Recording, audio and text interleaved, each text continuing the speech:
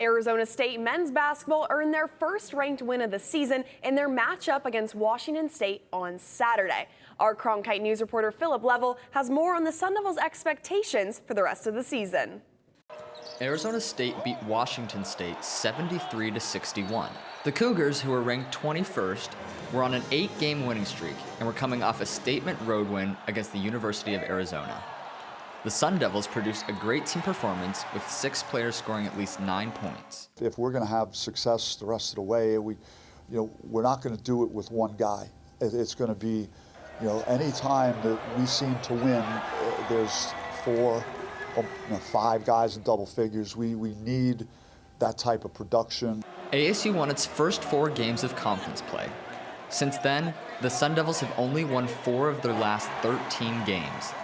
ASU now sits in 7th place in the Pac-12 standings with only 3 games remaining. We needed a spark. Beating a ranked team, that's something that we definitely needed. Despite having an up and down season, the Sun Devils still believe that they can finish the season strong and maybe even make a deep run in the Pac-12 tournament. We have the right pieces. We've seen a lot of teams. There's no team in the tournament that we think in the Pac-12 we think we can't beat. It's impossible to guard us at that level when we're knocking down shots, and I feel like that's where we're getting right now. The first order of business for the Sun Devils will be to defend their home court against the University of Arizona on Wednesday. 9 days ago in Tucson, the Wildcats blew out the Sun Devils 105-60. This was the largest margin of victory in the history of the ASU U of A rivalry. It's a tough place to play in Arizona. Their fans are brutal. They say a lot of weird things, but they got to come in here now and try to get one.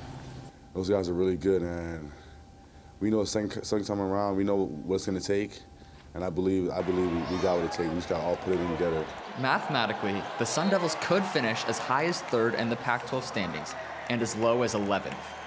Their last 3 games of the season will be crucial in determining the final seedings in the Pac-12 tournament, which begins March 13th.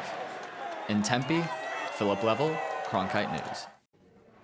Fans in Tucson can celebrate as well after the University of Arizona got a win over Washington. Plus, the Cougars' loss to the Sun Devils put the Wildcats back into first place in the Pac-12 standings. They'll face the Sun Devils at 8 o'clock on Wednesday for the big Territorial Cup matchup.